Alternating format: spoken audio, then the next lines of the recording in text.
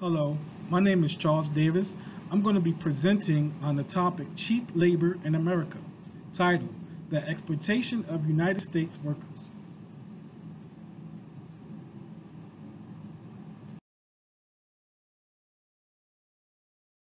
The American workforce industry comprises of many compromising factors that many United States workers and international workers look for. People find work so that they can live a sustainable life, to feed their families, to save enough money to start their own business, and to receive benefits such as health care. Few live the American dream, and many come from around the world to escape the harsh reality of poverty. However, few Americans and many immigrant workers suffer from exploitation in the workforce. They face many obstacles that force them to accept bad conditions and poor living standards from the result of receiving low wages. For many workers, they rely on consistent work that brings in pay to survive. Some industry, for example, residential care, construction, and agriculture comprise of some of the most horrible stories about how employers treat their employees. The Workers' Confidentiality told these stories and investigated by nonprofit organizations. Although some of the workers who suffer from exploitation come from different parts of the U.S. or parts of the world, they are vulnerable. Exploited workers who travel for work are open and willing to do almost anything that guarantees financial stability. Some companies take full advantage of the opportunity to benefit from vulnerable people. However, it goes unnoticed, and it is a secret between the employees. The vulnerability of workers who suffer from poverty does not give any employer or industry the right to mistreat them.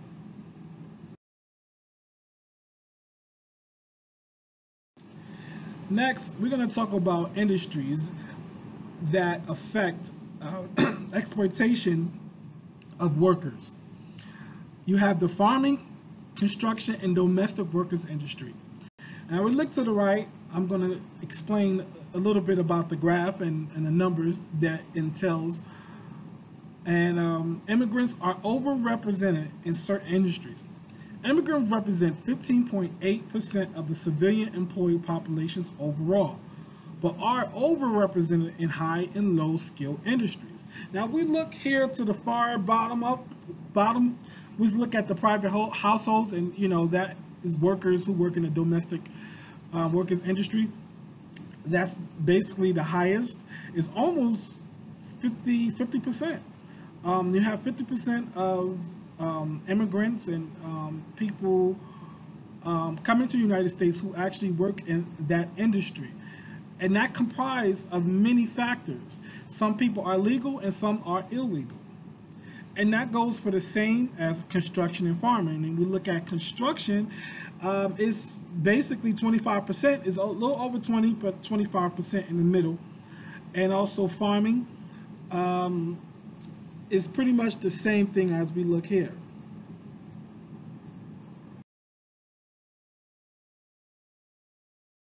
Now we're going to look at different elements of farm industry that focuses on migrant workers and its demographics. Migrant workers are immigrants who live place to place working on farms for a minimum wage. A migrant worker is an immigrant. They are in communities in rural areas near or on the farmland where they work. Nearly 80% of the farm workers are male, and most are younger than 31. Particularly, the agriculture industry hires more males because the industry believes men are better suited for the strenuous work needed for the job. Additionally, younger boys are desirable because they are energetic and stronger than many older people on average. According to the 2005 survey, 53% of farm workers are undocumented without legal authorization. 25% are United States citizens, and 21% are legal permanent residents. Health and safety. There is not any medical health care for illegal migrant workers. Employers do not want to spend the money and offer employee benefits or fair wage. The agriculture industry takes advantage of illegal immigrants because they believe immigrants will not report the company. Many are scared that if they tell on the company, they will be at risk of deportation to their country. Farming jobs is very dangerous. Workplace abuse. The women and men suffer differently from work industry on the job. Migrant male workers on the farm result in low pay, hard labor, dangerous work conditions, intimidation, and health risks from exposure to pesticides. Migrant women workers suffer from work abuse that exploits their gender and sexuality. Farm workers excluded from the U.S. labor laws. The agriculture industry has no political leader who can represent the farm workers' needs. Therefore, agricultural law prohibits workers from all the main labor laws passed during the New Deal. Workers' compensation laws do not cover farm workers. Farm workers do not qualify for overtime pay. And if we look here to the right, I'm going to talk about factors about migrant workers at risk. Trafficking illegal immigrants. Migrant workers are at risk of being trafficked to the U.S. The primary focus about migrant workers that traffickers look for is vulnerability. Individuals who are vulnerable to particular needs are vulnerable to predators who will take advantage. In fact, fewer than 4,000 men and women are illegal in the United States. Detaining migrant workers. The imminent risk of trafficking migrant workers face from leaving the farm is being arrested. The United States police do not receive quota from arrested trafficking migrant workers. They receive an allowance if they detain trafficking workers. Since the officers receive extra cash to stop illegal immigrants, the greed for the quota officers embarks upon results in random police searches for immigrants in their communities. Many migrant workers who left the farm go to jail in days after departure. Once police capture illegal immigrants, they go to the detention center or jail for a court hearing. And finally, victims in their communities. Racial discrimination is a tactic that many officers exhibit when policing migrant workers in their communities. It is easier for police to target these communities because the chances of finding illegal immigrants are far greater. Since the quota of detaining illegal migrant workers has become in order, many of their communities are under siege by police. Additionally, migrant workers are victims in their community.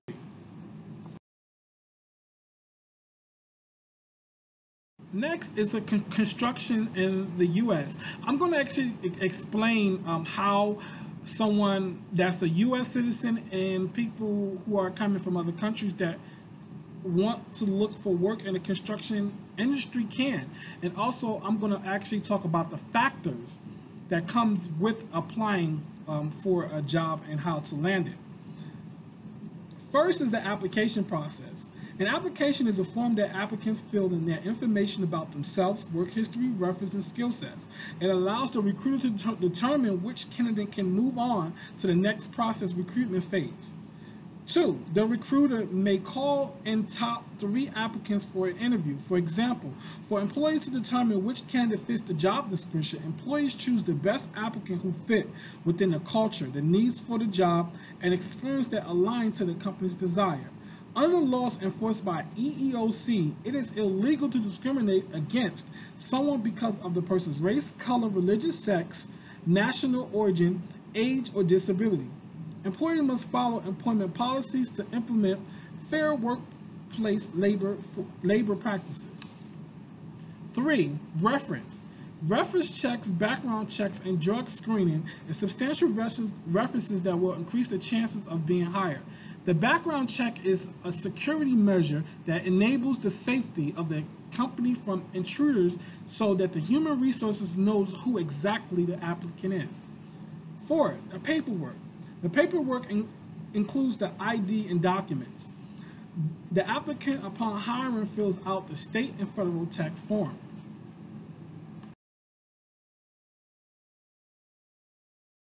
Statistics in the construction industry. The United States construction industry is one of the leading and innovative in the world. The U.S. construction industry contributes to the U.S. economy, who overwhelmingly comprise of many people who works in the American construction industry. As the unemployment rate declines, investment in both residential and commercial U.S. construction tends to increase, signaling improved consumer confidence and spending that accompanies. Additionally, residential construction will continue to grow between 9% and 8% through 2016 and 2017, with the potential for slightly lower growth and possibility of higher interest rates.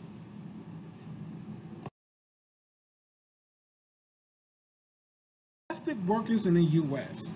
Wages and workers demographics. The salary of a nanny in the United States varies depending on where one lives and how much experience one has. The group of large women as a whole has a nationwide average of $14.32 per hour. There are skill sets employees has that will increase their salary as a nanny.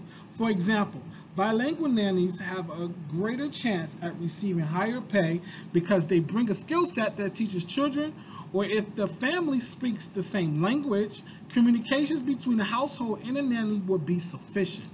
Cooking is a quality and a skill set nannies should have to increase their pay. Knowing how to will contribute to the health of the child and financial responsibility. It is more expensive to eat out than to cook at home. Knowing CPR will increase the nanny's pay. Abuse versus the human rights issue. Domestic workers are in homes to do work that requires some skill set. Additionally, there is one worker per household depending on how big the home is. Each house where they work and live has a set of rules and regulations that many go against workers' protection laws. Workers' protection laws are acts put in place to guarantee employees' rights. Some abusive and discriminatory conduct from the employer occurs in the workplace. Employees work long hours without overtime pay, many periods of sleep on the floors, and some receive below minimum wage salary. Companies do not offer paid time off, health benefits, or increase in pay for excellent services. There is no protection for labor laws for domestic workers because of many factors that contribute to the U.S. citizenship. The 1935 National Labor Relations Act, which guarantees workers' rights to form unions, choose representatives, and bargain collectively, does not apply to either agriculture or domestic servants.